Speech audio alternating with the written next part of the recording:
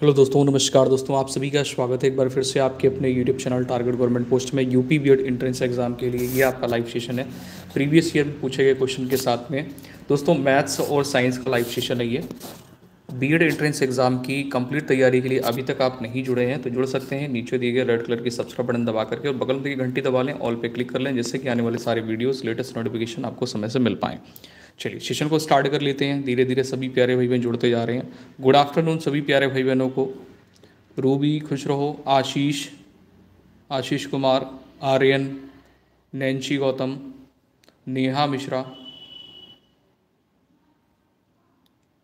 चलिए क्लास को शुरू कर लें। सभी लोग रेडी हैं? एक बार जल्दी से कमेंट सेशन में यस कर दीजिए। सेशन को स्टार्ट कर लेते हैं। सोनम गुड आफ्टरनून, चीकू प्रजापति गुड आफ्टरनून।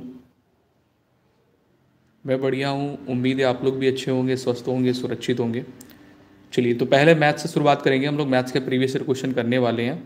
मैथ्स के प्रीवियस ईयर क्वेश्चन हम लोग करने वाले हैं, उसके बाद में हम लोग फिर करेंगे साइंस के क्वेश्चन। ठीक है, शुरू कर लें। सभी लोग रेडी हैं ना? कमेंट में यस करिए जल्दी से।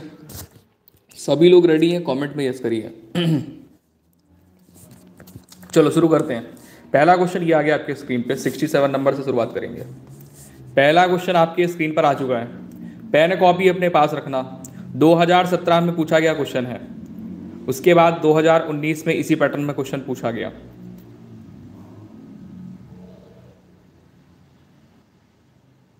चलिए गुड आफ्टरनून सभी प्यारे भाई बहनों को। क्वेश्चन आपके स्क्रीन पर आ चुका है। x की जो वैल्यू है वो 2 प्लस √3 दी गई है। ठीक है, यहां पर आप देख रहे होगे अंडर के अंदर 2x है और प्लस 1 अपॉन अंडर के अंदर 2x है। तो x की वैल्यू तो हमें दी गई है, हालांकि इसका मान निकालना है। अब इसका मान आप निकालोगे कैसे? इसका मान निकालना है, कैसे निकालोगे? तरीका क्या होता है? इसका मान कैसे निकालोगे आप? पेन कॉपी आपके पास में होगी, सॉल्व करिए, आंसर बताइए, फिर सॉल्यूशन देखते हैं क्या होगा। पेन कॉपी आपके पास में होगी, आंसर करिए, सॉल्यूशन बताइए, फिर इसके बाद में देखते हैं क्या वैल्यू होगी। बहुत आसान क्वेश्चन है, बहुत आसान क्वेश्चन, जल्दी से करो।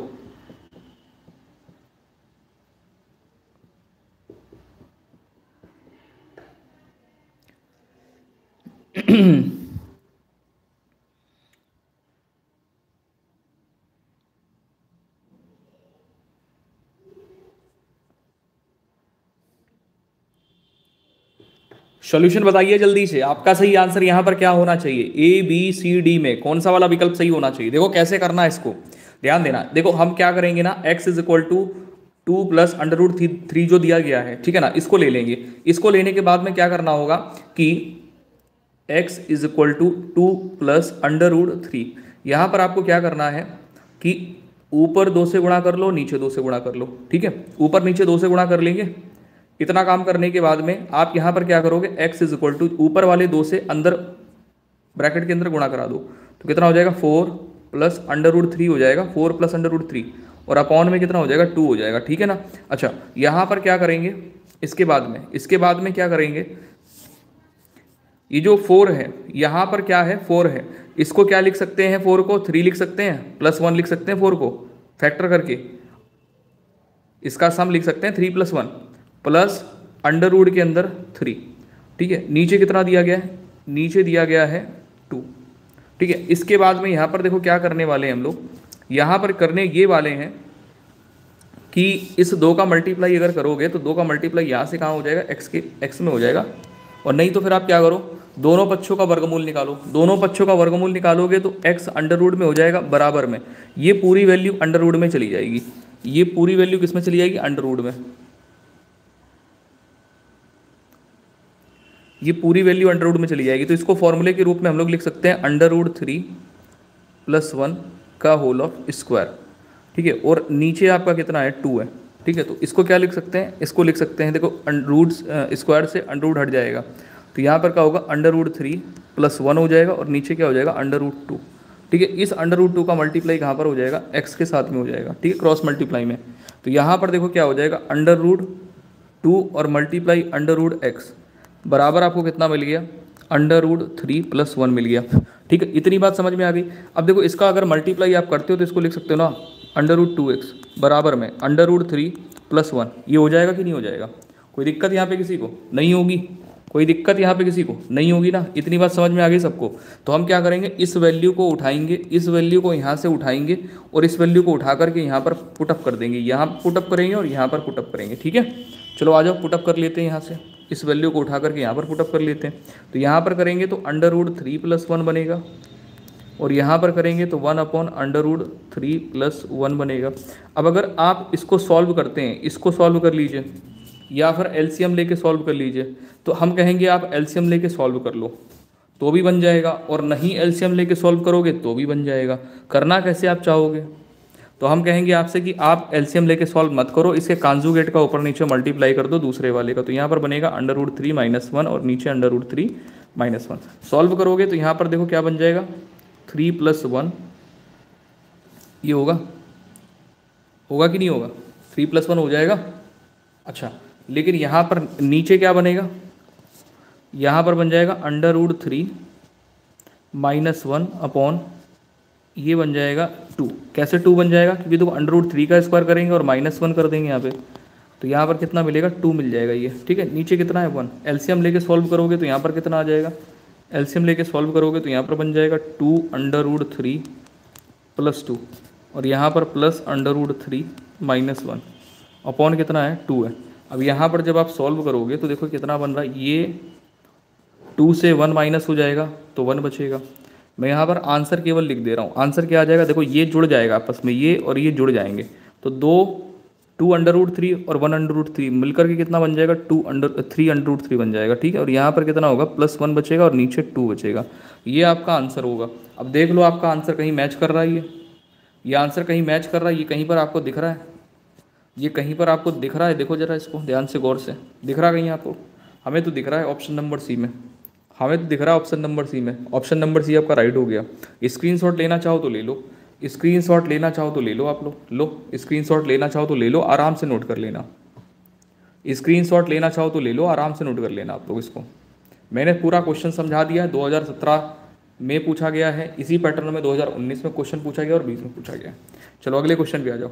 अगला क्वेश्चन ये रहा, आपके स्क्रीन पर है 68 नंबर। 68 नंबर क्वेश्चन में ध्यान देंगे। कह रहा दी गई आकृति में PQ, P ये है, Q ये है, PQ ये हो गई। कह रहा है PQ वृत्त की स्पर्श रेखा है। ठीक है, और रेखाखंड PR, रेखाखंड ये PR हो गया, जो N और R पर प्रतिच्छेद करता है। यहाँ पर देखो N में प्रतिच्छेद कर रहा है, यहाँ पर R में प्रतिच्छेद कर रहा है। ठीक है, वृत्त को। अब यहाँ पर कहता है कि PR क्या कहता है कि PR कितनी है, मतलब यहाँ से लेकर के ये वाली जो डिस्टेंस है, यहाँ से लेकर के यहाँ वाली डिस्टेंस ये कितनी है, 15, और नहीं सॉरी, PR 25 है, PR 25 है, 25 और PQ कितना है, ये 15 है। ठीक है ना, PQ कितना है, 15 है। अब यहाँ पर बोल रहा PN की लंबाई बताइए, PN की लंबाई मतलब ये वाली लंबाई निकालनी है। अब कैसे निकालोगे, फॉर्मूला क्या होता है, क्या आप अप्लाई करोगे, कैसे आएगा आंसर, कैसे आएगा आंसर इसका? तो देखो क्या होता है कि जो PQ है ये वृत्त की स्पर्श रेखा है और PR क्या है, वृत्त को N और R पर प्रतिच्छेद करती है। तो यहाँ पर आप क्या करोगे, एक फॉर्मूला होता है कि PQ स्क्वायर बराबर PN इंटू PR, ये फॉर्मूला होता है। इसमें वैल्यू आपको पुट कर देनी है। PQ कितना दिया, 15, तो 15 का वर्ग कर दिया यहाँ पे, बराबर PN हमें निकालना है और PR कितना दिया है, 25 दिया हुआ है। अब यहाँ पे जब सॉल्यूशन करोगे तो यहाँ पर 225 ये बन जाएगा और PR की वैल्यू यहाँ पर आ जाएगी 25, बराबर में क्या होगा, PN का मान निकालना था, PN हो जाएगा। अब 25 से आप इसको काटोगे तो PN बराबर कितना आ जाएगा, PN बराबर आ जाएगा 9 सेंटीमीटर आपका आंसर होगा। बोलो किसको नहीं आया समझ में, PN बराबर 9 सेंटीमीटर, ये आपका सही आंसर हो जाएगा।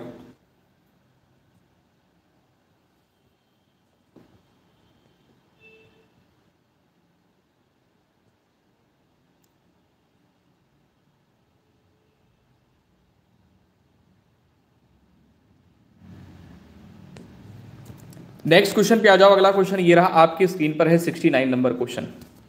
यहां पर आपसे क्या कह रहा है कि थीटा एक धनात्मक कोण है। ठीक है, tan 2 theta into tan 3 theta बराबर 1। ठीक है ना, तो कह रहा है कि इसका मान क्या होगा। चलो भाई सॉल्यूशन करो, आंसर बताओ। 4 विकल्प आपके स्क्रीन पर है, 4 विकल्प आपके स्क्रीन पर, सॉल्यूशन करिए, आंसर बताइए।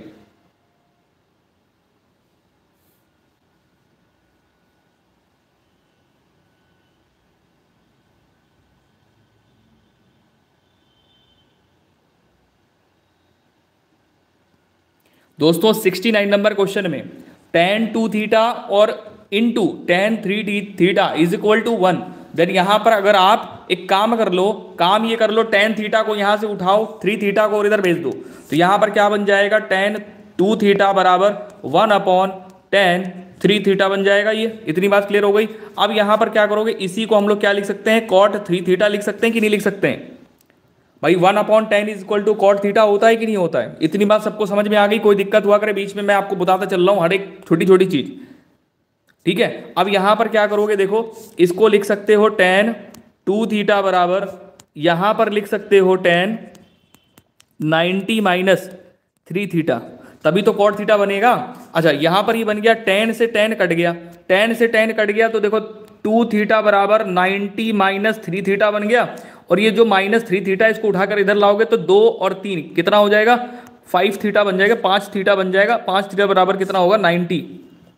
ये बन गया। हमें क्या था कि थीटा का मान निकालना था, तो यहां से थीटा का मान निकालोगे तो थीटा बराबर कितना हो गया, 5 थीटा बराबर 90 है। अब चाहो तो 5 थीटा का मान उठा करके यहां पुटअप कर दो, देखो 5 थीटा का मान यहां से उठाओ और यहां दे मारो, यहां पर आप पुटअप करोगे तो यहां पर क्या रखोगे 90, और 2 से 90 को काटोगे तो कितना मिल जाएगा, 2 कॉस स्क्वायर 45 माइनस 1, 45 डिग्री मिल जाएगा। और कॉस 45 का मान कितना होता है, 2 इंटू 1/√2 का होल ऑफ स्क्वायर करोगे और -1 करोगे, ठीक है। अब यहाँ पे देखो सॉल्यूशन करेंगे तो सॉल्यूशन क्या बन जाएगा, सॉल्यूशन यहाँ पर ये बनेगा 2 इंटू 1/2 -1। अब देखो 2 से 2 कटेगा तो 1 बचेगा ना, यानी 1 - 1 करोगे तो आंसर तो 0 आ जाएगा।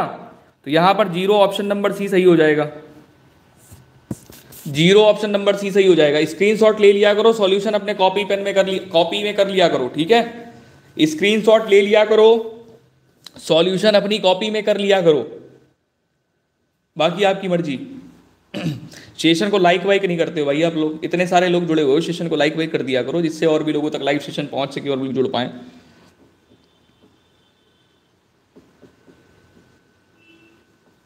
चलो अगले क्वेश्चन पे आ जाओ।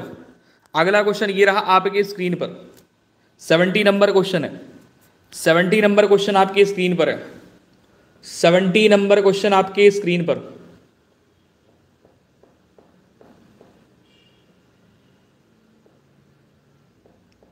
चलिए ध्यान देंगे, देखो यहां पर दिया गया 1/cos theta plus cot theta का होल ऑफ स्क्वायर, इसका मान बताइए, इसका मान बताना है। मान कैसे निकालोगे, बहुत आसान है।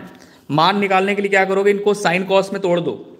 ये देखो दिया गया कॉसेक थीटा, कॉसेक थीटा को क्या लिखते हैं, 1/sin थीटा लिखते हैं, प्लस कॉट थीटा को क्या लिखते हो, तो कॉस थीटा होता है अपॉन साइन थीटा होता है, ठीक है, ये लिखते हैं। होल ऑफ स्क्वायर लगा हुआ है, ठीक है। अब यहां पर अंदर एलसीएम अगर लोगे तो एलसीएम लेने पर क्या बन जाएगा, एलसीएम अगर लोगे तो एलसीएम लेने पर क्या बन जाएगा, एलसीएम लेने पर नीचे आपको साइन मिल जाएगा, यानी इस प्रकार से बनेगा 1/1 प्लस कॉस थीटा का होल ऑफ स्क्वायर और नीचे साइन स्क्वायर थीटा, और ये ऊपर पहुंच जाएगा यहाँ पे, तो हम इसको यहाँ से हटा करके ऊपर पहुंचा दे रहे हैं, ठीक है। ये आ गया यहाँ पर साइन स्क्वायर थीटा, थोड़ा सा एडवांस चलना पड़ेगा, 1-2 स्टेप समझा करके मैं आगे बढ़ जाऊंगा। अब देखो इस प्रकार से कर लिया। अब इस प्रकार से जब आप कर लेते हो तो साइन स्क्वायर थीटा है और नीचे 1 प्लस कॉस थीटा है। अब आप कैसे करोगे, अब यहाँ पर तरीका ये हो गया कि जो साइन स्क्वायर थीटा है, आपने पढ़ा हुआ है सरसमिका में कि साइन स्क्वायर थीटा बराबर कितना होता है, 1 माइनस कॉस स्क्वायर थीटा होता है। इसको लिख सकते हैं 1 प्लस कॉस थीटा एक ब्रैकेट में और दूसरे ब्रैकेट में 1 माइनस कॉस थीटा, ये लिख सकते हैं ना। तो साइन की जगह ये लिख देंगे, साइन की जगह हम इसको लिख देंगे, ठीक है। तो नीचे से 1 प्लस कॉस थीटा है और ऊपर भी 1 प्लस कॉस थीटा है, तो ये क्या होगा, कट जाएगा, ये 2 से ये कट गया, तो ऊपर हमको कितना मिल गया, ऊपर हमको मिल गया 1 माइनस कॉस थीटा, ये मिल गया, और नीचे कितना मिल गया, 1 प्लस कॉस थीटा। आंसर जरा मैच करो, ऑप्शन नंबर बी सही हो गया।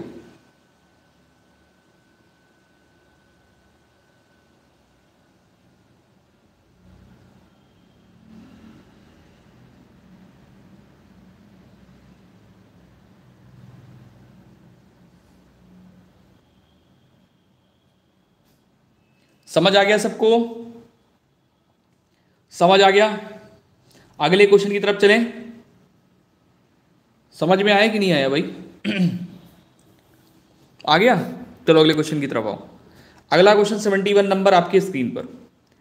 71 नंबर क्वेश्चन आपकी स्क्रीन पर कह रहा, एक व्यक्ति 5,000 रुपए में कुछ भाग साधारण ब्याज की 4% वार्षिक दर पर तथा शेष भाग 5% वार्षिक दर पर उधार देता है। 2 वर्ष बाद कुल ब्याज इतना हो तो उपरोक्त दरों पर उधार दिए गए धन का अनुपात क्या होगा? करो।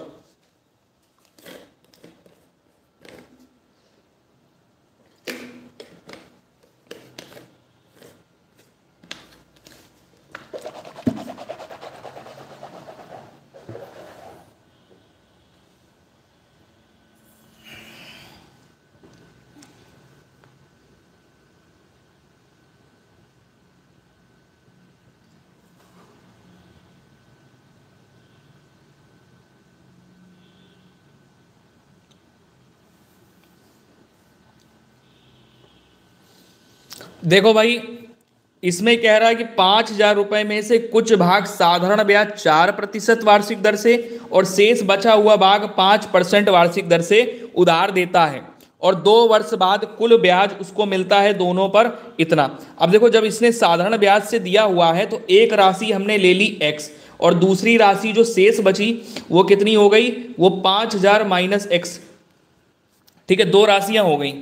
अब एक राशि उसने 4% पर दी और दूसरी राशि उसने 5% पर दी, 2 वर्षों के लिए दी। तो यहां पर जब सिंपल सा सॉल्यूशन आप करोगे तो सिंपल सा सॉल्यूशन इस प्रकार से बनता है।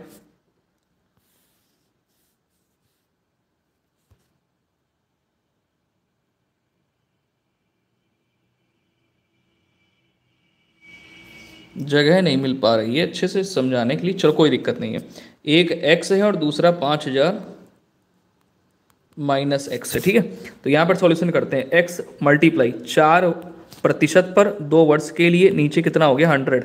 ठीक है, प्लस दूसरी राशि कितनी, 5,000 माइनस एक्स मल्टीप्लाई 5% पे 2 वर्ष के लिए, नीचे कितना हो गया 100, बराबर में कितना करेंगे 440, जो हमें दोनों का ब्याज प्राप्त होता है। ठीक है ना, इतनी बात समझ में आ गई सबको? अब सॉल्व कर सकते हो आराम से। इतनी बात सबको समझ में आ गई हो तो आराम से सॉल्व करके आंसर निकाल सकते हो। निकालो जरा आंसर, निकालो जरा आंसर, सब लोग सॉल्व कर लो, आंसर निकाल लो, फटाफट से आंसर निकालो भाई, सॉल्व कर लो, आंसर निकाल लो। यहां पर कितना बन जाएगा? सॉल्व कर लो, आंसर निकाल। देखो यहां पर 4 दूनी 8 हो गया, 8x बाई कितना हो गया 100 हो गया ये, प्लस यहां पर आ जाओ भाई। देखो यहां पर 10 का मल्टीप्लाई अंदर करोगे तो यहां पर 50,000 बन जाएगा, 50,000 माइनस और ये कितना हो जाएगा 10x अपॉन कितना है 100 बराबर में 440। अब आगे देखो सॉल्व करना है, यहाँ पे नीचे सॉल्व करते हैं। यहाँ पर देखो कितना बन जाएगा, ऊपर ये 8x है और ये 10x है, इनको क्या करेंगे सॉल्व करेंगे तो माइनस का हमको यहाँ पर कितना मिलेगा 2x मिलेगा, 2x और प्लस का 50,000 बराबर 100 का मल्टीप्लाई इसके साथ में होगा तो कितना हो जाएगा 44,000 हो जाएगा। ठीक है, 44,000। अब यहाँ से क्या करोगे 2x बराबर 50,000 माइनस 44,000। ठीक है, अब यहाँ पर आपका जो आंसर बनेगा जाके वो कितना मिलेगा 2x बराबर 6,000 और x बराबर यहाँ से निकालोगे तो 3,000 आएगा। इतनी बात सबको समझ में आ गई? 3,000 हमको मिला है x, कितना मिला 3,000 x मिला। तो देखो हमने क्या लिया हुआ था 3,000 ये आ गया और 3,000 माइनस करोगे तो इधर कितना मिलेगा 2,000। इनके बीच में अगर अनुपात निकालोगे तो अनुपात कितना मिलेगा 3 और 2 का अनुपात मिल जाएगा। देखो इनके बीच में अनुपात निकालोगे 3 जीरो से 3 जीरो कट गया, 3 और 2 का अनुपात आएगा, ऑप्शन नंबर डी सही हो जाएगा। वाह भाई वाह, 4:5 कहां से आ गया? आंसर यहां पर ऑप्शन नंबर आ रहा है डी। आंसर यहां पर ऑप्शन नंबर आ रहा है डी। नेक्स्ट क्वेश्चन पे आ जाओ। अगला क्वेश्चन ये रहा, 72 नंबर आपकी स्क्रीन पर है।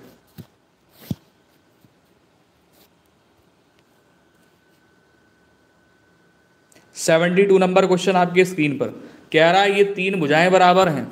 इस आकृति में देखोगे तो ये तीन भुजाएं बराबर हैं और एक कोण दिया गया है जो कि है एंगल ई ए डी। ठीक है।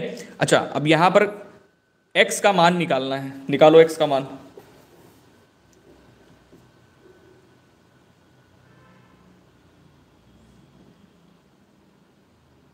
देखो, जब समद्विबाहु त्रिभुज दिया हो, अगर ये x है तो ये भी कितना होगा, x होगा। ये भी कितना होगा, x होगा।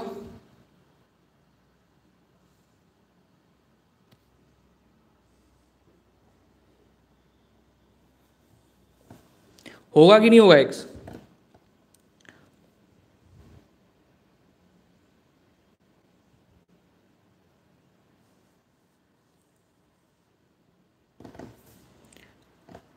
हो जाएगा।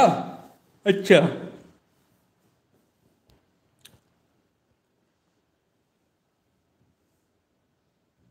जो एंगल ये होगा वही एंगल ये होगा। अब ये वाला एंगल अगर आप निकालोगे तो ये कितना आ जाएगा, 180 माइनस 2x आएगा ये।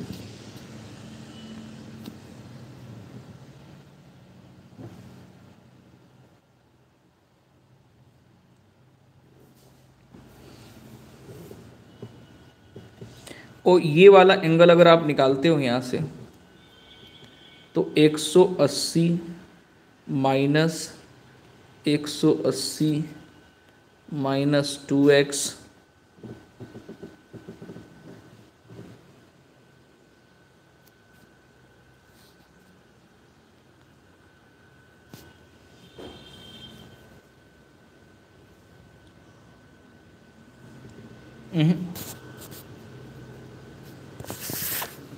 ऐसे नहीं बनेगा।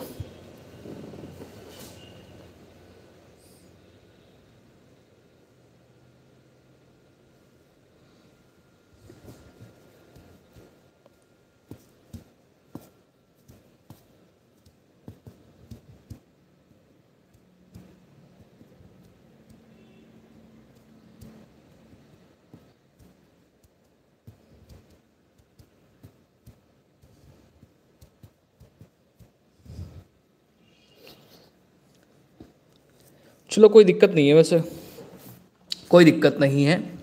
ये हम लोगों ने यहाँ पर क्या किया, ये कोण यहाँ पर जब समद्विबाहु आमने सामने की दो भुजाएं बराबर होती हैं तो उनके सामने के सम्मुख कोण भी बराबर होते हैं। ठीक है।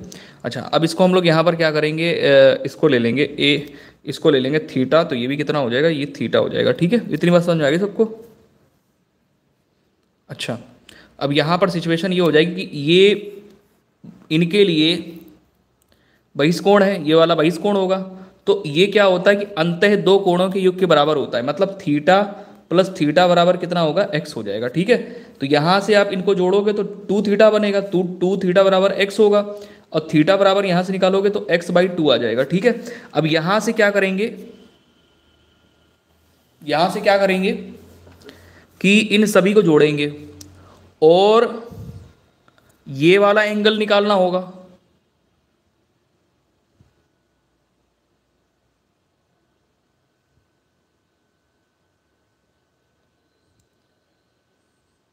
EAD बराबर, अच्छा ये परपेंडिकुलर नहीं है, हालांकि कोई दिक्कत नहीं है, 180 माइनस 2x ये कर दिया हमने यहाँ पे। ठीक है, और सभी को जोड़ लो तो 180 हो गया बराबर में, सबको जोड़ो, सबको जोड़ोगे तो देखो थीटा हो गया प्लस 180 हो गया माइनस 2x हो गया, माइनस 2x हो गया, और ये प्लस का 81 हो गया। ठीक है, इतनी बात सबको समझ में आ गई। तो 180 से 180 कट गया।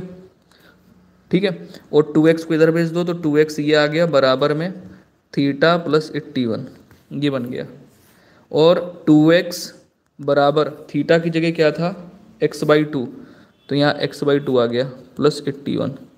यहाँ एलसीएम लेके सॉल्व करोगे तो 4x बराबर कितना हो जाएगा x प्लस 162 यहाँ पर हो जाएगा। ठीक है, अब यहाँ से निकालोगे तो 5x is equal to sorry 3x क्योंकि 4x से x जाएगा, 3x इज इक्वल टू 162 आ जाएगा। ठीक है, अब यहाँ पर क्या करोगे x इज इक्वल टू निकालोगे 162 को 3 से डिवाइड कर दोगे। 3 से जब डिवाइड करोगे तो 3 5 ज़ा 15 होता है, 3 4 ज़ा 12 होता है, तो आंसर ही आ जाएगा 54। ठीक है, आगे समझ में सभी को?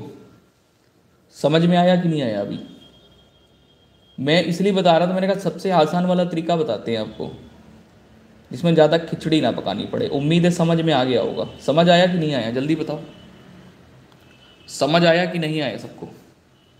आ गया ना? चलो आ जाओ, अब बायो के क्वेश्चन कुछ कर लेते हैं, कुछ बायो के क्वेश्चन करेंगे। कार्नेलाइट किसका अयस्क है? कार्नेलाइट किसका अयस्क है? 91 पे कार्नेलाइट जो है ये किसका अयस्क है?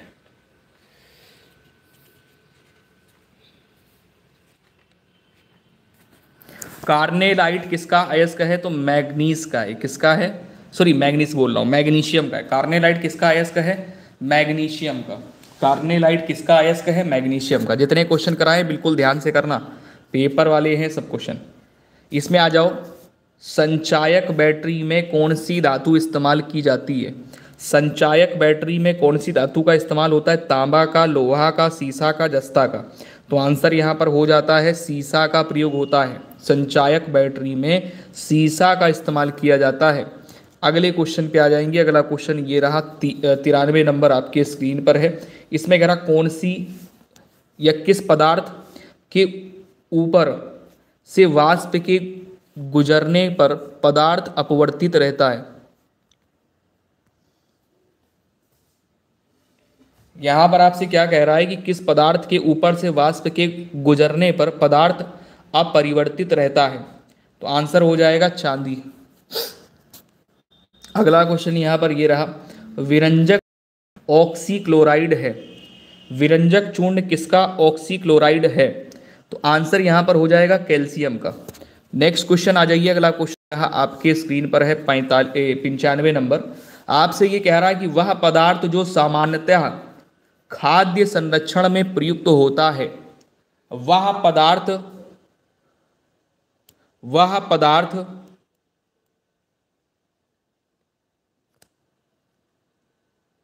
जो सामान्यतः खाद्य संरक्षण में प्रयुक्त होता है। तो राइट आंसर आपका यहां पर हो जाएगा option number D, benzoic acid. Next question पे आ जाइए। अगला क्वेश्चन ये रहा, आपकी स्क्रीन पर है 96 नंबर। यहां पर आपसे ये कह रहा है, ग्रास नली द्वारा या ग्रास नली द्वार पर लटकी हुई पत्ती के समान उपास्थीमय रचना कहलाती है। जो ग्रास नली होती है हम लोगों की, वहां पर पतली सी उपास्थि में लटकी होती है ना। ग्रास नली द्वार पर लटकी हुई पत्ती के समान उपास्थि में रचना जो होती है, इसको क्या बोलते हैं? इसको बोला जाता है घाटी ढापन। Option number B. Next question पे आ जाइए, 97 नंबर है। यहां पर आपसे ये कह रहा है 97 में कि निम्नलिखित में से कौन सी रुधिर कणिकाएं शरीर में आए हुए हानिकारक जीवाणुओं को नष्ट करती हैं? तो श्वेत रुधिर कणिकाएं। ऑप्शन नंबर ए राइट होगा। अगला क्वेश्चन यहां पर यह रहा 98 नंबर है। इसमें कह रहा है कि पादपों में वायु प्रदूषण कम करने वाली प्रक्रिया है।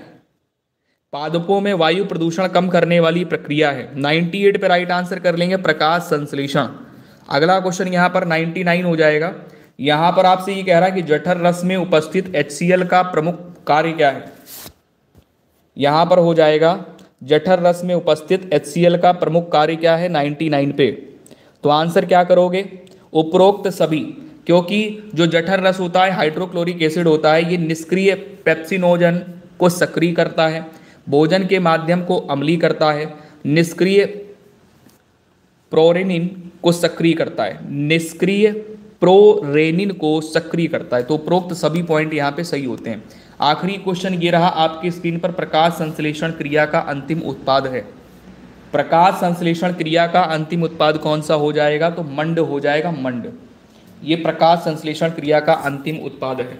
तो यहाँ पर ये सारे क्वेश्चन मैंने करवा दिए, आपके मैथ्स के क्वेश्चन हो गए प्रीवियस ईयर और साइंस के प्रीवियस ईयर क्वेश्चन हो गए। ठीक है, जय हिंद सभी को। शाम को 7 बजे वाली क्लास में मुलाकात करते हैं जो कि हिंदी का प्रैक्टिस सेट होता है।